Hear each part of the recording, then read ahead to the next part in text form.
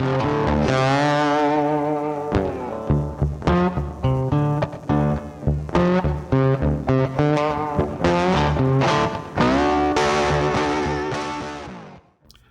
friends, and welcome back to the channel for part 4 of my Discovery XD-1 build.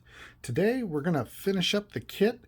We're going to start by doing some panel line detailing, and then we're going to do some shading. I want to give it that red hue from the movie 2010, the year we make contact, where the ship has been orbiting a moon, a volcanic moon, and it's covered in sulfur. And I really like that version of the ship, and it's different than what's depicted on the box, and that's what I've decided to go with. So we're going to get right into this, and we are going to get on with the panel line and the detailing. Stand by. Okay, now what I'm doing is doing some panel line detailing to bring out that detail color in the command module. Now, I'm just using some Tamiya panel line accent color, the dark gray. I was going to try to paint this with just a shade of gray, but the panel line color is actually working out really well. So as you can see, I've started on the top half there, and now I'm going to do the rest of the bottom half. And this stuff works really good, and I like using it. And you don't have to worry about, the little extra bits you can get there, because you can use either some mineral spirits, or what I use is some just lighter fluid and a cotton swab like this, and you go in there and just take those spots off without a problem. Do yourself a favor, let it dry a few minutes before you go do that, otherwise you kind of smear it a little bit. And then when you do it, get your spirits on the Q-tip, and then just touch the area that you want and just hold it there a second, and then just lightly dab it and rub it, and it'll come off real quick and easy. So what we're going to do now is we're going to continue with this bottom half, and we will make this thing look really cool. And it may seem a little dark, and that's okay, because again, I'm going to do this in kind of the orangish color of the 2010 Space Odyssey movie. So I want those a little darker so that they'll be able to stand out a little better when I do the reddish shading on it. Alright, so we'll just get a little panel line. And also, I clear coated this before I started doing this. I actually clear coated it a couple days ago. And you want to do the clear coat, because that way if you mess up, you can wipe this off and start over if need be.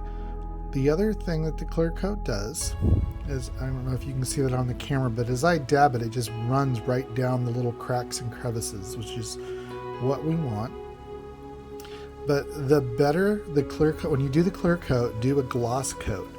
And what that gloss coat does is it basically makes it slippery, so that when you dab on the accent, the panel line color, it just flows right into those panel lines and fills them in.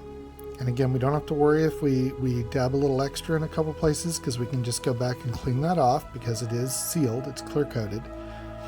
So we'll just keep dabbing, and then on these larger areas we just kind of just not puddled it, but pulled it in a little thicker, and we can always go down and add another coat to darken it up.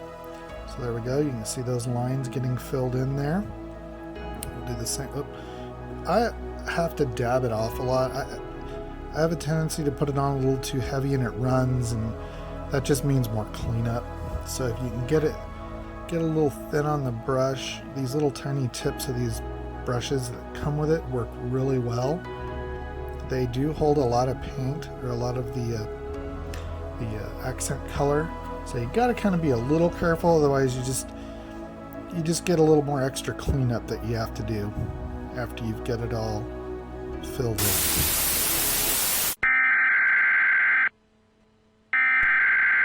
We interrupt our program to bring you this important message. Moments ago, a large radioactive cloud of methane gas was spotted over a small area of the northwestern United States. The cloud has since dissipated. However, some extremely entertaining video footage of a well-known model builder was lost during the exposure. We just wanted to let you know this really stinks. We now return you to your normally scheduled programming already in progress. Okay, what we have here next is the final shading of the orangish color of the ship to mimic the version of it in 2010, the year we make contact. And I mixed up kind of a really weird combination of colors to get the right shade, but I think it came out really good. And as you can see, I just did very light coats just to give it that tinge. And I'll go in, I still need to go in and do the detail around the window, the main viewport there. I'm going to do that in black. And then I might tint it also a little bit with this rusty color. Came out really good. I'm really happy with that. So this will look good once it's all put together. Well, the combination of paints I used is going to be a little off because I know most people don't like mixing different brands of paint and everything, but I'm here to just have fun, and that's what I did. So I started off with just some basic acrylic orange, and I got this at Hobby Lobby. It's very cheap. I added a little white to lighten it up. I added some red, some Vallejo Air Red, and some Model Masters Rust. And I just kept mixing and adding and mixing until I got it right around where I wanted it, and then I tested out a couple spots and I liked it, so it came out really good. So I'm happy with the results of this. So I am going to get to finishing the details, and then we'll do some final assembly and the kit will be done. So we'll be right back.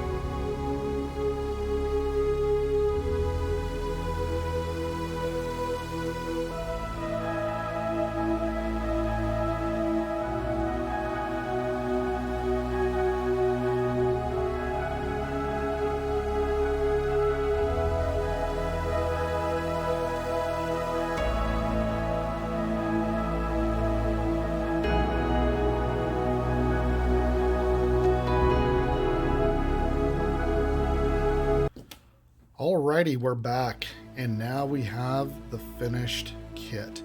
This is my version of the Discovery XD-1 from 2010, the year we make contact.